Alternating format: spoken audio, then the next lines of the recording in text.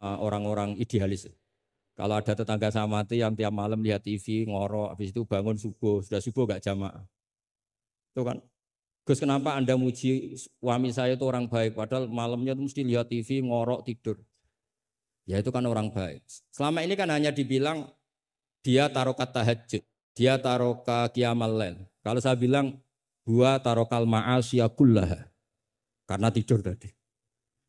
Susahnya apa sih husnudzon itu?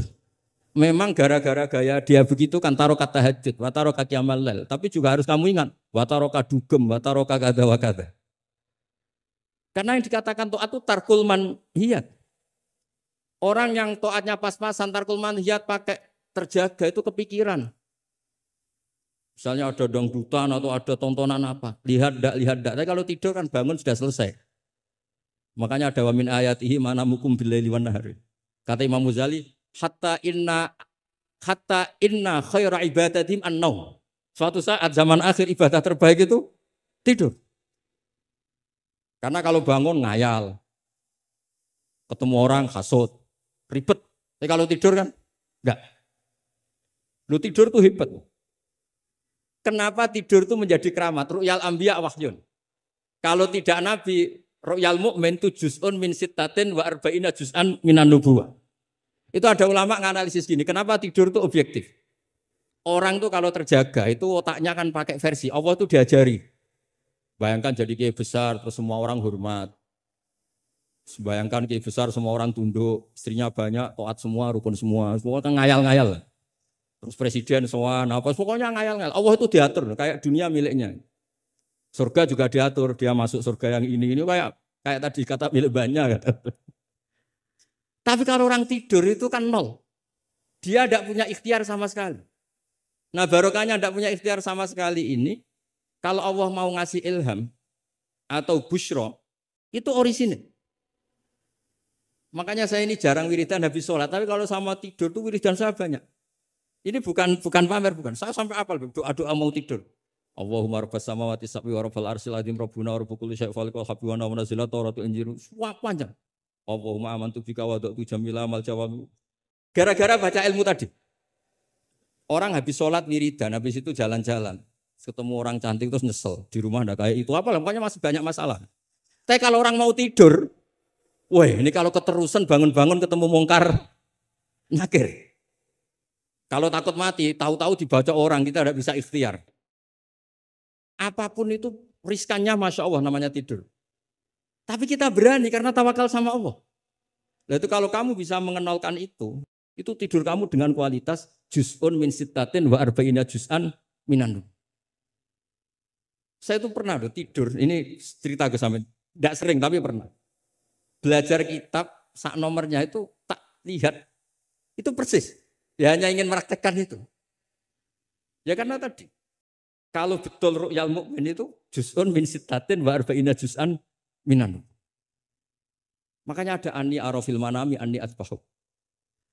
Makanya ketika Said Muhammad cerita, kalau ada kritikus tentang kitab Madaih, karena kadang pakai cerita ru'yal kafir, itu kata Said Muhammad, di era sebelum Rasulullah SAW itu semua ru'ya itu orisinil.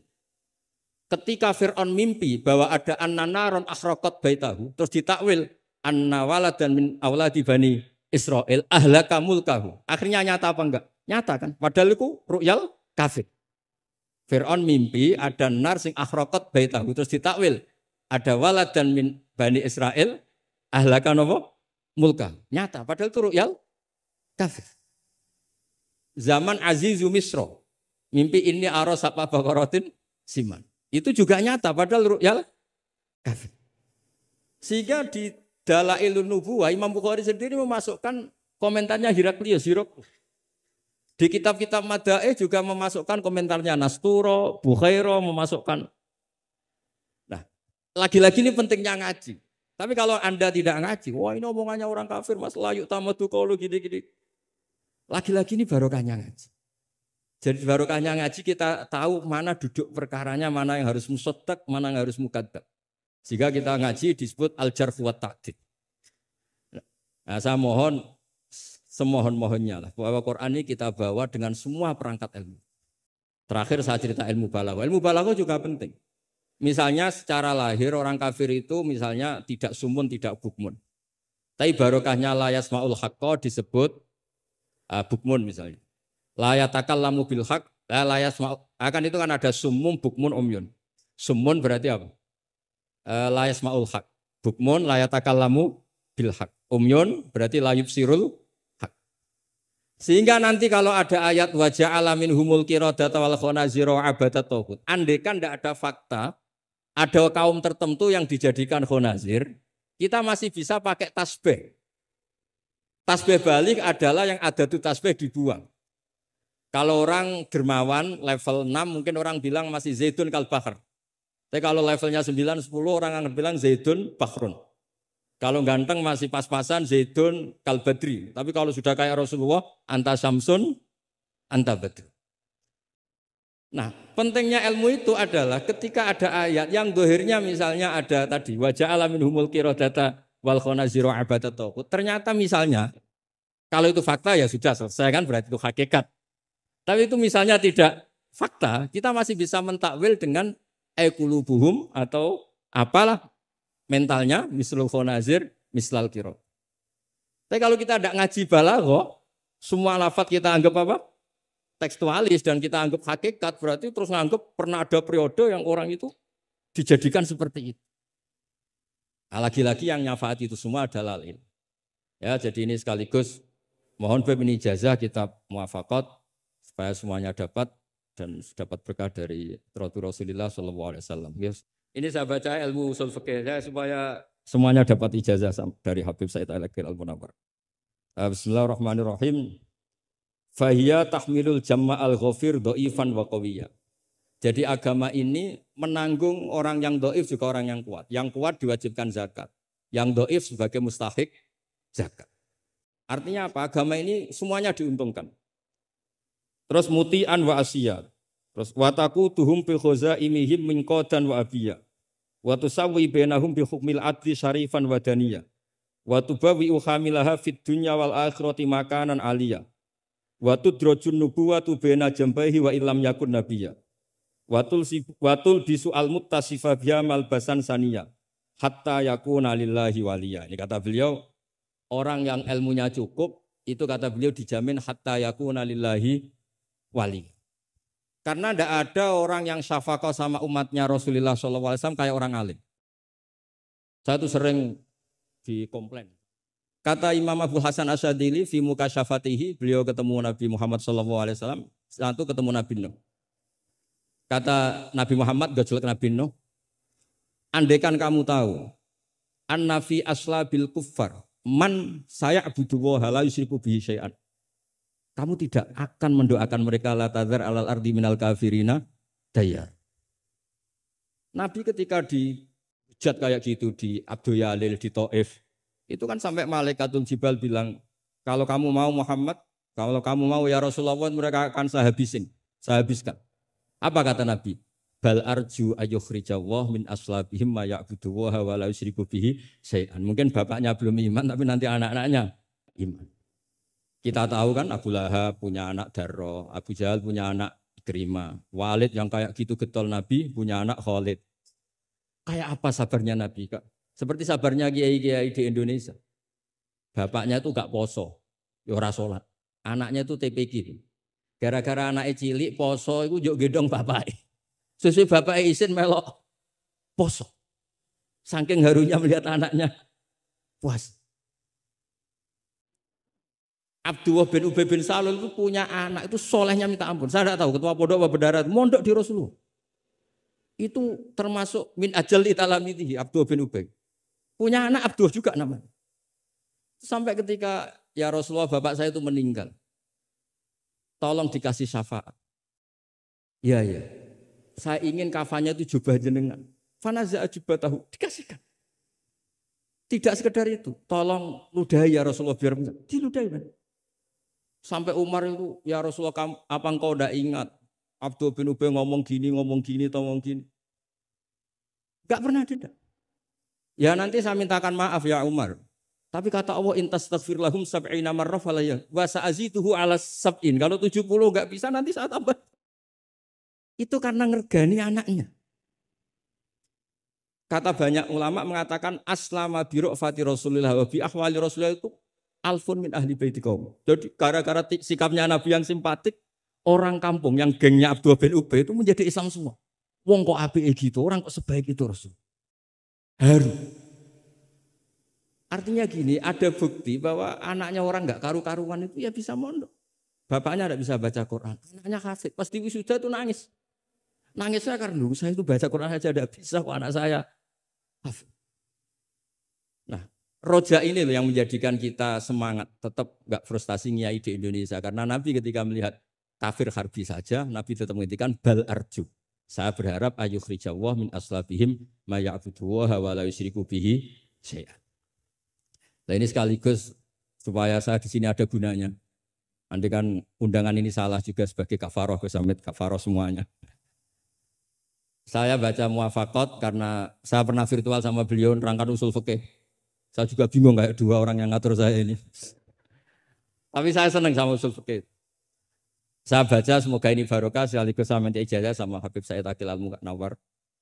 Di antara cara ulama mensifati Rasulullah SAW itu di antara cara madh Rasulullah itu begini. Ba'asahu seterusnya terus bimillatin hanifiyatin.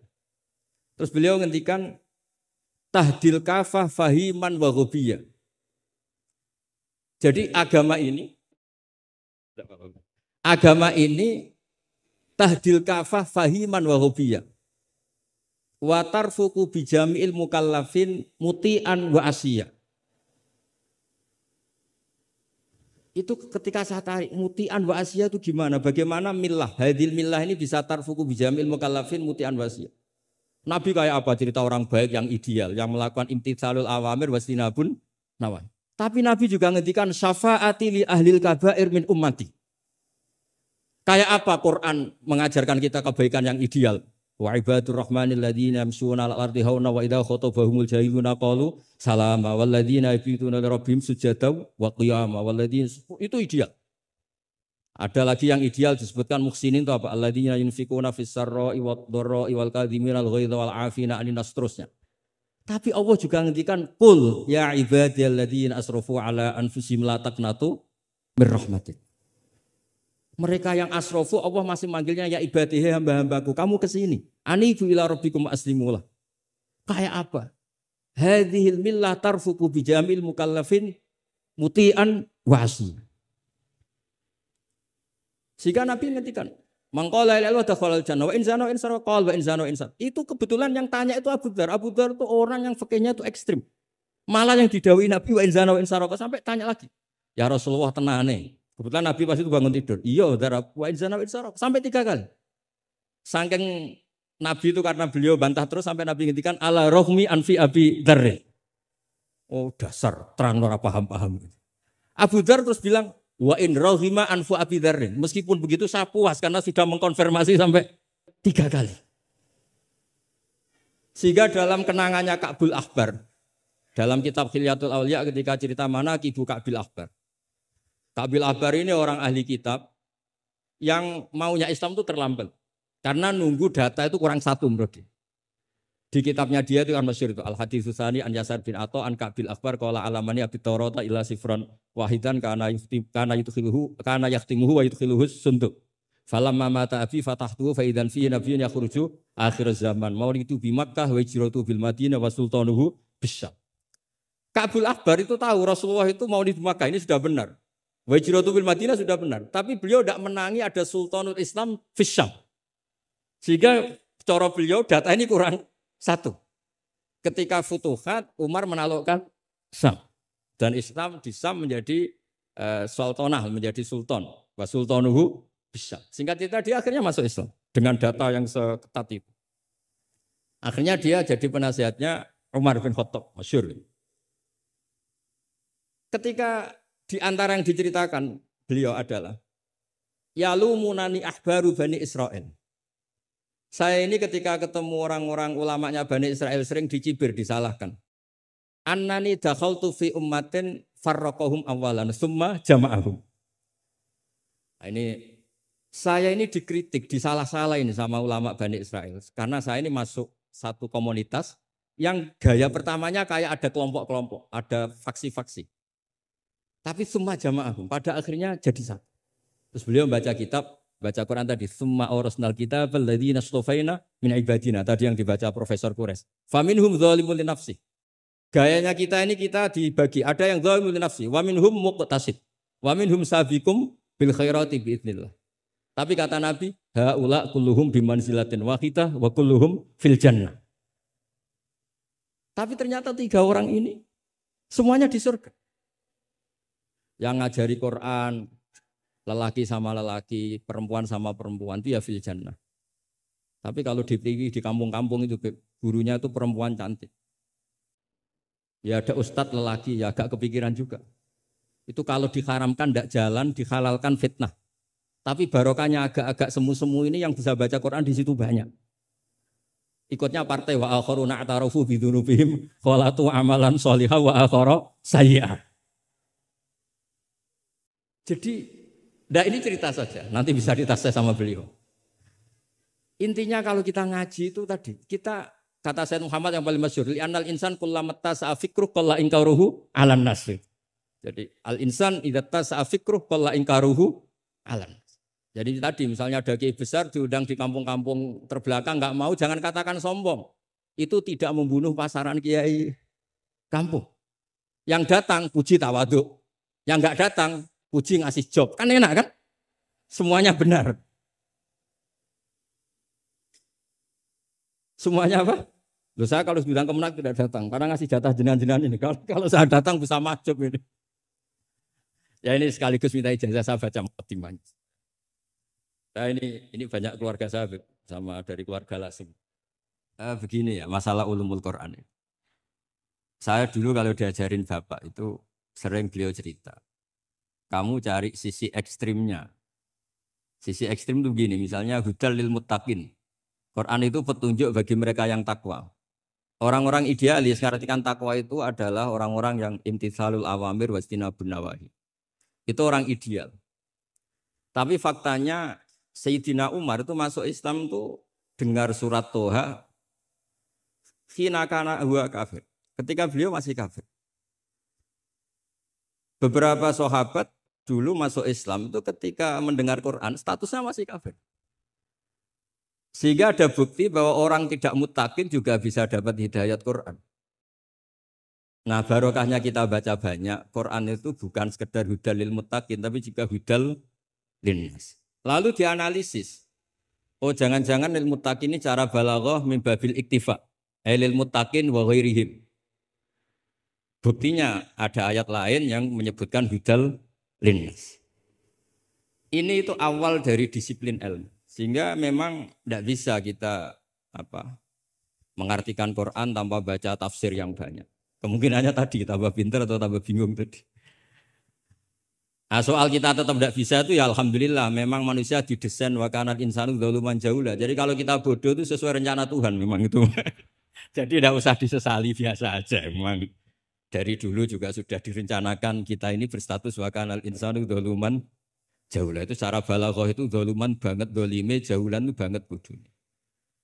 Banget dolimnya itu begini, andaikan kita ini orang baik, itu juga enggak mesti baik. Tadi dawuh Pak Kures itu saya sering memberi analogi. Saya ini kata orang banyak, itu ketok.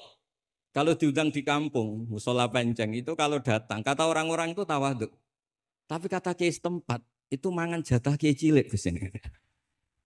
Jadi yang satu bilang tawaduk Gus, yang satu bilang cek mentalan Gus, jatahku mbok jupuk gitu. Sehingga saya sering cerita ada cara manakiban. Biasanya kalau kiainya itu tuh Pak Said dapat ayam paling besar kalau kiainya. Kalau yang lainnya itu ya suwiran. Barokahnya saya tidak datang, yang dipakai itu kiai-kiai yang kira-kira mabadik fikih. Saya ini kan dianggap kiai kolyubi. Itu maturnunya sama saya itu maturun Gus jiran gak teko. Atau aku untuk suwiran gitu. Karena sekali saya yang datang itu ya kira-kira bintangnya saya. Jadi kadang-kadang antara tawaduk dan ngambil jatah itu enggak jelas. Nah ini pentingnya ngaji ijtihad. Makanya di sahabat kita muwafaqat. Ijtihad itu satu logika yang enggak konsisten. Sebab itu Rasulullah Shallallahu Alaihi Wasallam itu kalau ngendikan apa saja, itu ya juga dianalisis oleh sahabat. Misalnya begini, ya ummul qauma aqra'uhum li kitabillah. Tentu imam itu yang terbaik. Tapi di beberapa kejadian, akabirus sahabah itu pernah makmum sama Salim Maula Hudzaifah. Itu orang yang kelas nasabnya, marganya itu jauh di bawah Abu Bakar Umar. Tapi beliau makmum sama Salim Maula Hudzaifah. Bahkan beberapa riwayat yang Nabi ngendikan cara sorihan, itu sama sahabat masih dinego. Karena ada ranah istihad. Misalnya Nabi ngendikan, la tusalliyanna asra ila fi Bani Quraidah. Ternyata mendekati Bani Quraidah, kadati syamsu antahruba, matahari hampir terbenam. Sebagian sahabat berpikir, kita harus sholat di sini karena matahari mau terbenam. Sebagian yang lain enggak. Nabi bilang jangan asar kecuali di Bani Quraidah. Separuh sholat asar, separuh enggak. Falam yu'annif ahadan minhum. Nabi enggak menyalahkan salah satu karena ini masalah apa? Istihad. Jadi ini matur juga Gus Samit, saya tadi dari rumah bilang sama keluarga, saya datang tapi mau pamit. Ini saya sudah mau jadi resi, mau uzlah. Karena ya itu tadi, kalau saya ngisi terus itu apa tawadhu, apa nutup jatahnya orang lain itu juga gak jelas. Nanti hisabnya itu apa ya, gak jelas. Bapak itu sering ngajari gitu. Pak itu kiai sepuh jadi imam masjid istiqomah sekali sampai tua. Itu istiqomah apa mau digenti kan? Itu istiqomah atau enggak mau regenerasi. Jadi orang itu biar mikir. Saya beri contoh sekian pentingnya istihad. Karena Rasulullah Shallallahu Alaihi Wasallam idan sorofa min sholatihi akbala aliyah nabi wajhi. Sehingga banyak orang, banyak imam kalau habis sholat itu langsung menghadap ke makmumin. Kalau di Indonesia menghadap ke timur. Tapi di beberapa tabwibnya Imam Bukhari atau Tarjamatul Bukhari, beliau menyebut itu lil mau'idhah. Buktinya setelah itu Nabi ngendikan ara'aitakum lailatakum hadhi. Kamu mimpi apa? Coba terangkan ke saya. Sehingga terus ada yang mempraktekkan boleh menghadap ke makmumin kalau li ta'lim atau lil mau'idhah. Tapi banyak juga ulama yang menganalisis itu bentuk maklumat anna sholata inqadat, bahwa sholat itu selesai. Takutnya Nabi kalau tetap menghadap ke barat sesuai bentuk duduk tawarruk atau tahiyat akhir, atau itu nanti dikira Nabi fi sholat. Sehingga orang yang datang kemudian Allahu Akbar makmum sama Nabi itu bahaya betul dalam bab sholat. Karena robkus sholat biman laisa fi sholatin. Berarti makmum tadi menggantungkan sholatnya dengan orang yang sudah tidak sholat. Sehingga dibutuhkan sikap memaklumatkan kalau sholat itu inqadat. Dengan cara apa? Boleh menghadap ke timur, boleh menghadap ke utara kalau dalam konteks Indonesia. Kalau kata Imam Syafi'i, ja'lul makmumin janibal yamin, berarti orangnya menghadap ke utara kalau. Nah, analisis seperti ini penting karena Nabi memang enggak konsisten. Kadang aqbala ali nabi wajhi, kadang istaghfara salasan suman sorofa, kadang apa. Sehingga barokahnya ilmu itu akan luar biasa. Tadi juga disebutkan menyangkut bid'ah. Kalau sampai belajar ulumul hadis, Sayyid Muhammad menulis dalam kitab Abwabul Farad. Kalau bid'ah itu artinya yang enggak pernah diajarkan Nabi, itu berapa kejadian zaman Rasulullah yang Nabi membenarkan sesuatu yang Nabi sendiri itu tidak tahu. Masyhur itu ada sahabat ketika i'tidal bilang, Rabbana lakal hamdu hamdan katsiran thayyiban mubarakan fi. Kita tahu ajaran Nabi adalah Rabbana lakal hamdu bil samawati atau mil as-samawati wal ardh. Sehingga setelah sholat Nabi tanya, ayyukumul qail, siapa tadi yang melafadzkan itu? Semua sahabat itu diam. Karena takutnya Nabi menyalahkan. Ternyata Nabi ngendikan, tadi siapa yang melafadzkan itu? Fa inni ra'aitu isna asyara malakan yabtadiruna ayyuhum yaktubu awal. Anggap ini kontes kecerdasan, makanya beliau itu cerdas banget. Ben sawangane ana kiye Jawa cerdas, ibu cerdas. Ajane kula niku nggih sungkan. Enggak, saya tadi melihat 12 malaikat, wa fi riwayatin salasina malakan, itu ada beberapa riwayat. Yang mereka itu berebut menulis siapa yang menulis pertama. Saking indahnya kalimat itu. Terus ada orang bilang, ha ana ya Rasulullah, tadi saya. Itu min ghairi sabqit ta'lim, tapi tidak mengajarkan itu dulu. Terus Sayyid Muhammad melihat lagi peristiwa Bilal. Ya Bilal, kamu itu punya ngalaman apa sih sampai saya mendengar dafana alaika fil jannah. Saya melihat Qur'an alaika fil jannah. Ketukan sandal kamu di surga. Bilal cerita, saya tidak pernah wudhu gini-gini kecuali saya sholat dengan wudhu itu. Dan banyak lagi amal-amal sahabat yang min ghairi sabqit ta'lim kemudian di-ACC oleh Nabi. Andai kan bid'ah itu yang belum diajarkan Nabi, tentu semua itu salah. Kowe sing marahi sapa? Ora tak warai kok kreasi dhewe. Fa antal musyarri'. Ndak, Nabi ternyata mengiyakan. Yang ketiga yaitu peristiwa kulhu. Ada imam di Masjid Kuba, kila fi syariatin Nabi arsala syariatan itu selalu kalau imam itu baca kulhu. Sampai makmumnya itu jenuh karena main kulhu terus. Singkat cerita si imam ini dilaporkan, ya Rasulullah imam yang kau tugaskan ke kita ini main kulhu terus. Itu gimana ya Rasulullah? Tapi Nabi karena bijak panggil orang itu, dipanggil. Kenapa kamu sering baca kulhu? Li'anna surat al-ikhlas sifatur rahman fa'ana uhibbuha. Itu surat yang benar-benar hanya menerangkan Allah sehingga saya suka. Kalau surat lainnya itu kan surat proposal. Misalnya Anda bilang uji budak watadai terus dongo. Banyak sifatnya Allah yang kamu suka itu karena terkait Anda. Kalau ini enggak ada yang terkait kita, murni tentang Allah. Sehingga saya suka. Makanya disebut suratul ikhlas. Kalau Anda baca Ar-Rahman mesti terus hanya irhamna. Anda baca Ghafur terus ighfir lana. Jadi kepentingan Anda langsung diungkapkan. Apalagi yang Al-Mujib. Wah, langsung kemana-mana hajatnya disampaikan semua. Kamu yang punya utang, Allah yang kamu libatkan gitu. Ya kan? Kamu yang ingin wahyu, Allah kamu libatkan. Ya Allah. Masih disuruh enggak konangan itu kan. Enggak ikut Allah, enggak ikut utang, kamu libatkan suruh nyaur gitu kan. Tapi kalau surat Ikhlas enggak ada itu semua. Enggak ada Mujib, enggak ada Rahman, enggak ada, pokoknya tentang Allah saja. Maka saya suka. Sehingga disebut surat Ikhlas karena orang baca surat Ikhlas itu pasti ikhlas karena ada terkait tentang kita. Tapi apa kata Nabi? Barusan Jibril datang memberitahu Allah itu suka kamu. Akhbirhu annallaha yuhib. Orang itu senangnya bukan main. Nah barokahnya ngaji seperti ini kalau Anda melihat imam main kulhu saja, orang alim alama itu pasti baca hadis tadi. Tapi Imam Ahmad tuh gak suka ada orang sering baca kulhu, ini cerita ijtihad. Gak suka. Beliau dikasih tahu ini kampung ini sering baca Yasin, kampung ini sering baca kulhu. Marah besar Imam Ahmad. Ayuh jarul Quran. Ayuh jaru ghairu suratil ikhlas. Ayuh jaru ghairu surati Yasin. Memangnya Quran hanya kulhu. Kamu ridho kalau Quran lainnya gak dibaca. Kamu ridho kalau surat lainnya agak populer, yang populer Yasin terus.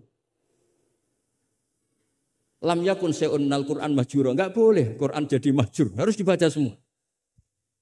Ya tapi kan kaidah kita ada saja ulama yang mengatakan malah idrokukulu, la idrokukulu. Kalau tidak bisa semua ya kulu.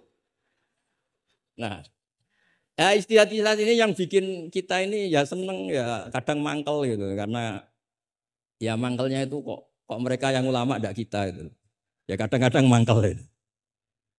Ya mangkal seneng. Gitu. Saya itu pengagum kitab usul karena mbah saya itu al-usul.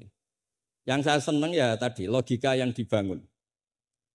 Tapi saya pastikan al-usuli ini di antara kaidah terakhirnya itu at-takmil idza ada lil asli bil ibtal lam yu'tabar. Jadi at-takmil idza ada lil asli bil ibtal lam yu'tabar.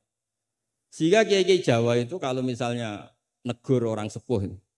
Saya sering diceritani kiai-kiai kampung itu. Ada orang sujud tuh gini, Beb. Setelah ditegur, "Mbah, kalau gini lebih sah." Enggak membenari peci malah paginya enggak sholat lagi. Jadi makanya kiai Jawa itu malas negur karena jadinya enggak dibenahin, jadinya enggak sholat.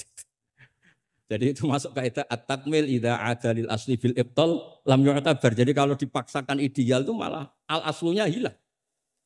Makanya kitab ini yang saya baca, kitabnya Imam Syatibi. Asy-Syatibi itu ada dua, ada Asy-Syatibi al-Usuli, ada Asy-Syatibi yang al-Muqri, yaitu yang ngarang Khirzul Amani itu ya. Nah itu ini nanti saya baca beberapa kaidah dalam ulumul Quran. Jadi ijtihad itu tidak bisa tidak benturan. Saya sering cerita di mana-mana. Dulu Imam Syafi'i itu pengagum kemiskinan karena kalau orang miskin itu tidak ada hisabnya. Oh senangnya bukan main dengan miskin. Selain faktanya miskin, senang tapi dengan orang miskin. Karena ada hisab. Setelah ngaji sama Imam Malik, beliau tanya, siapa orang yang selevel jenengan ya Malik? Ya dulu ada Imam Abu Hanifah, sekarang sudah wafat. Tapi ada muridnya. Namanya Muhammad bin Hasan Asy-Syaibani. Setelah beliau datang, Muhammad bin Hasan Asy-Syaibani itu kalau ngitung emas, itu di meja tamu. Ngitung uangnya di meja tamu. Uangnya. Imam Syafi'i itu ngelus dodo. Orang sealim ini kok kedonyan ya. Tapi kata Muhammad Hasan Asyibani, kalau kamu orang soleh gak boleh punya uang, gak boleh kaya, ini tak kasihkan sama lonte, sama koruptor, sama tukang dugem, tukang apa itu, tukang judi. Jangan kalau dipakai orang fasik nanti gak karu-karuan. Jenengan saja. Baru sadar, oh iya ya. Kalau yang orang soleh kiri semua, yang fasik kaya, berarti ada syaukatul zalim ala soleh. Ada syaukatul zalim. Kayak apa bahayanya? Ada saltonatul fasik ala soleh. Semenjak itu Imam Syafi'i itu tuh sampai fatwa berlebihan. Orang Islam yang bisa kaya kok miskin haram. Kuat beli alpat kok beli keri tua haram. Terus berlebihan. Kalau Gus Ilmi kuat jabat kok enggak haram. Pokoknya terus ekstrim. Sampai al-Islam ya luwala yulale. Terus kata kiai-kiai Jawa yang alhamdulillah banyak yang miskin juga. Komentarnya lucu. Wes ngerti Mbah, cuma ora kelar. Artinya punya selera kaya itu kita sudah punya, jangan haramkan. Semuanya tahu kok. Cuma enggak mampu, jadi udah salah no.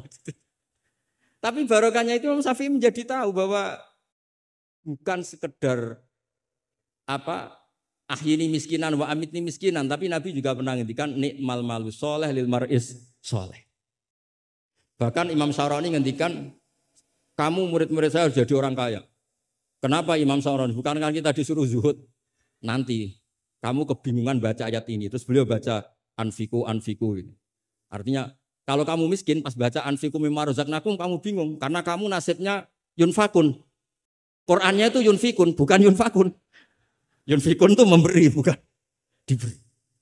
Jadi itu istihad. Maksudnya ini istihad. Jadi istihad itu sesuatu yang harus kita buka. Ya seperti inilah. Saya tidak tahu ini Gus Hamid ngundang saya ini apa ganjaran apa enggak. Kalau melihat senang orang alim, silaturahim ya ganjaran. Tapi kalau tanyakan santri saya yang sekarang mungkin baru sorogan sama saya ikhya apa. Ganggu saja bodoh kerap ya. Tidak tahu nanti yang didengar Allah itu komennya yang di sana. Dianggap sini pengganggu. Apa yang didengar Allah itu silaturahim dengan keluarga kerabat. Enggak tahu. Kulun muhtamilun. Kalau di mu'in wa fihi nadhurun itu. Supaya ya ini masalahnya masalah istihad. Enggak bisa.